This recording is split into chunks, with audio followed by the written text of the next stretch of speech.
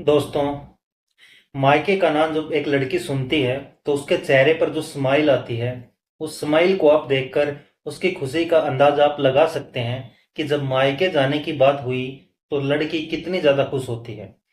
ये हमेशा आपने भी देखा होगा।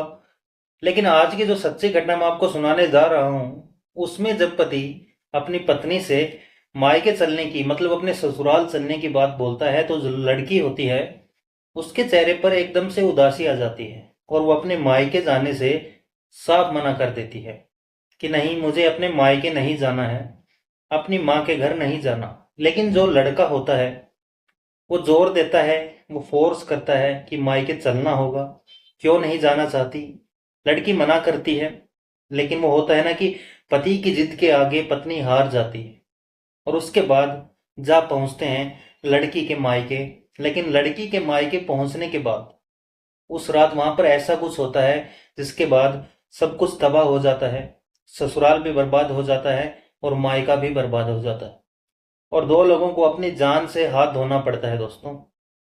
और सुबह जब लोगों को पता चलता है इन दो मौतों के पीछे की वजह, तो सब लोग हैरान थे और परेशान थे कि उनको अपने आप पर विश्वास नहीं हो रहा था कि क्या ऐसा भी कुछ हो सकता है।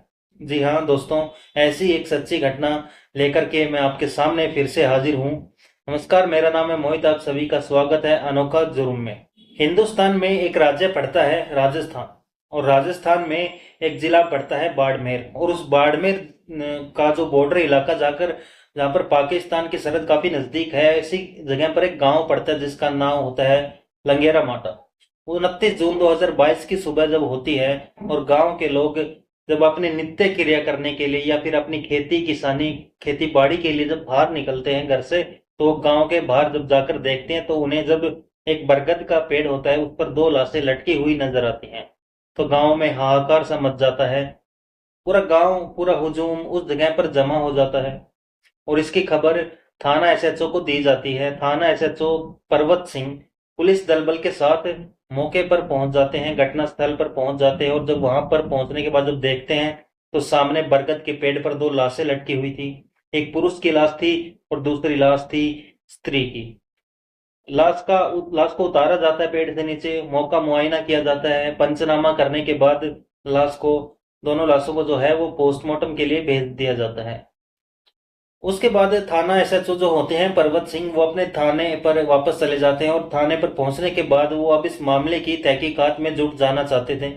लेकिन उन्हें बड़ा आश्चर्य होता है कि बड़ी हैरानी होती है कि गांव में दो दो मौतें होने के बावजूद भी गांव का कोई भी व्यक्ति, किसी भी घर का कोई भी व्यक्ति अभी तक थाने में तहरीर दर्ज करवाने के लिए नहीं आया था। और ये बात कुछ अटपटी सी लग रही थी थाना प्रभारी पर्वत सिंह को।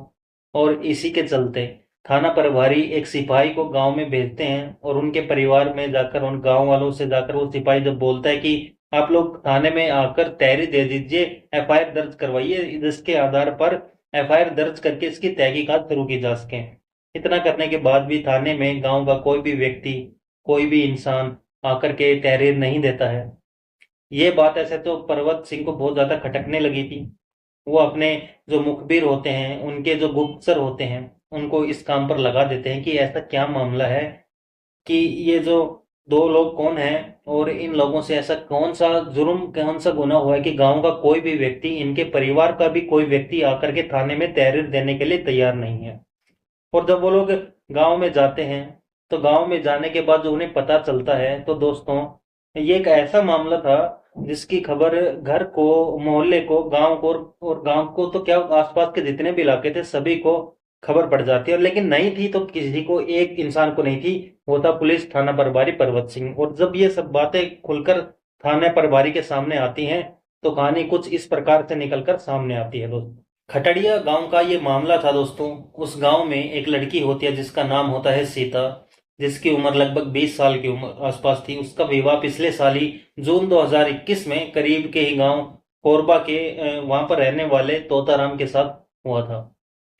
और जब तोताराम बारात लेकर के सीता के घर पर जा पहुंचा था, तो बारात पर जब उसका स्वागत एक महिला, एक बहुत ही सुंदर सी महिला थाली लेकर उसका स्वागत करने के लिए खड़ी थी। तोताराम जो होता है जब उस महिला को देखता है तो देखता का देखता ही रह जाता है।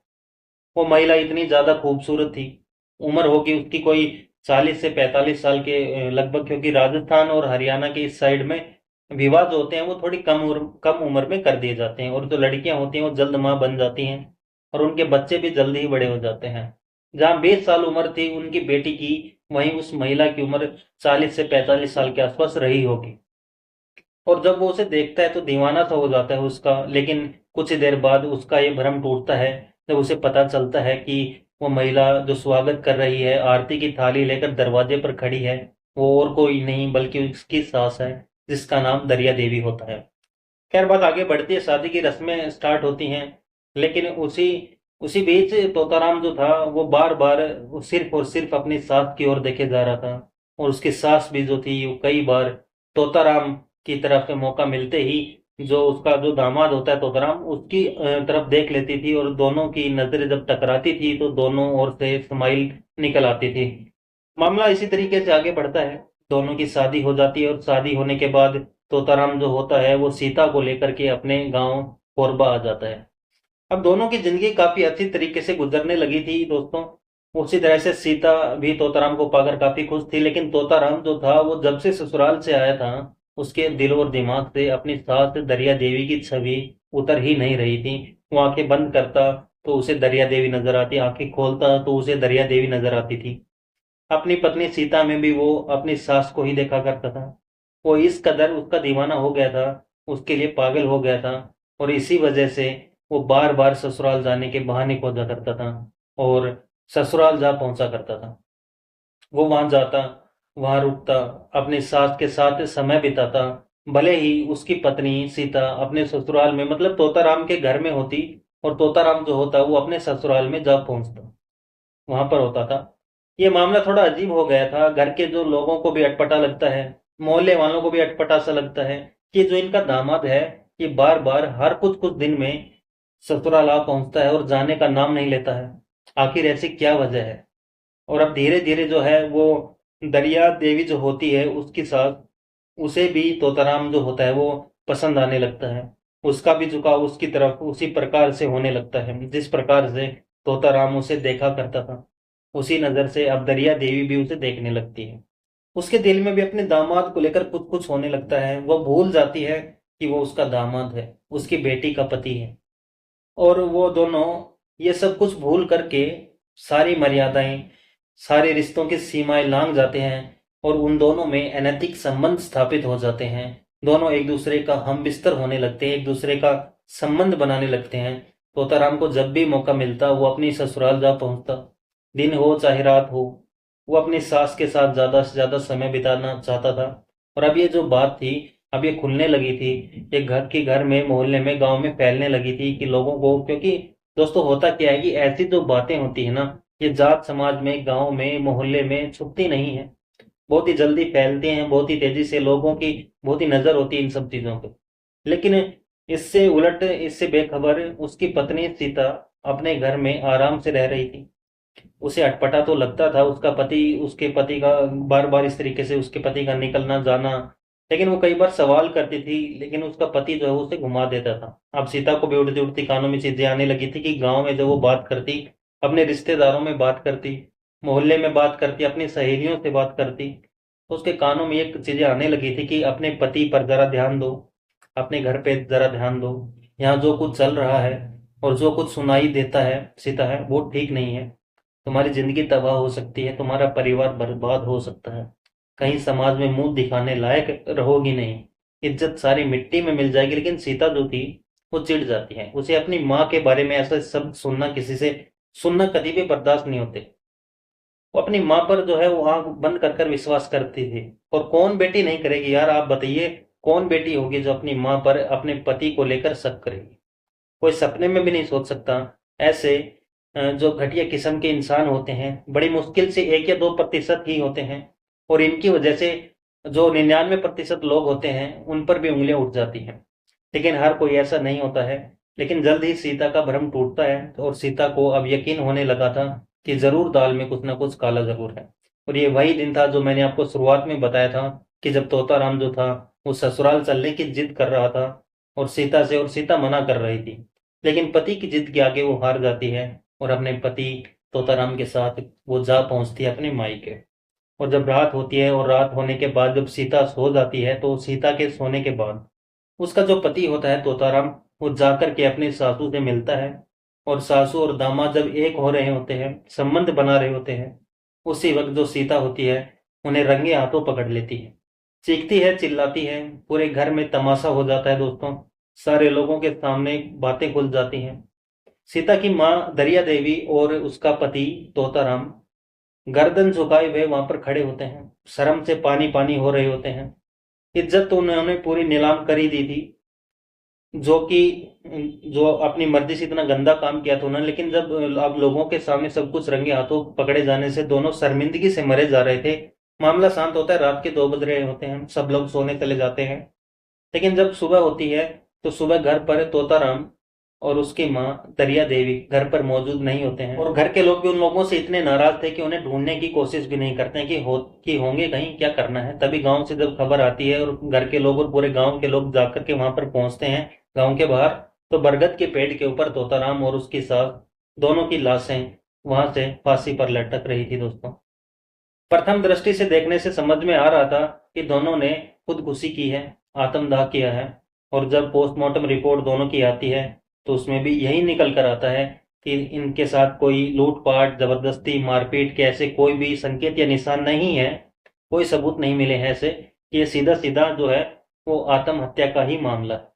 दोनों ने दोस्तों बदनामी के चलते अ, रंगे हाथों पकड़े गए थे, तो वो जो शर्मिंदगी थी वो उन्हें बर्दाश्त नहीं हुई, और बदनामी के चलते दोनों जाकर फांसी पर लटक जाते हैं और अपनी जीवन लीला को समाप्त कर लेते हैं। तो देखा दोस्तों आपने कि किसे क्या मिला, ये सब करके क्या मिला। कोई किसी को इतनी अच्छी पत्नी मिली थी सीता के रूप में, उसे अपना संसार अच्छी तरीके से निभाना चाहिए था।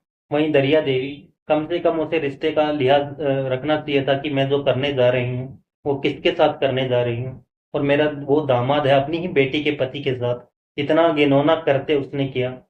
अपनी ही बेटी का वो घर तोड़ने चली थी, अपनी ही बेटी का संसार वो ध्वस्त करने चली थी।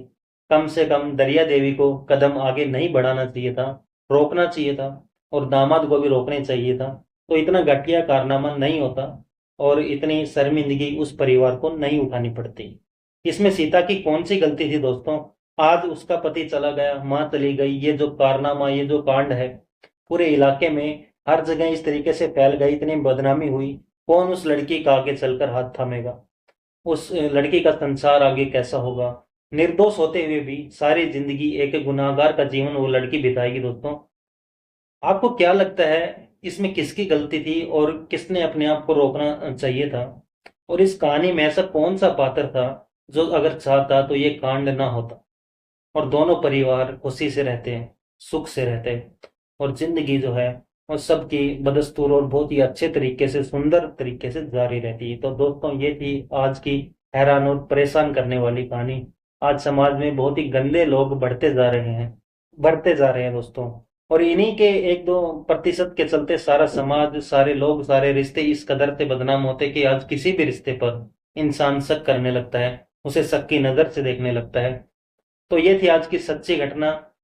इस घटना को सुनाने का उद्देश्य किसी को परेशान करना नहीं है, किसी का दिल दुखाना नहीं है, बल्कि आपको जागरूक करना, आपको सचेत करना कि आप जहां भी रहें सुरक्षित रहें, स्वस्थ रहें, सतर्क रहें। धन्यवाद।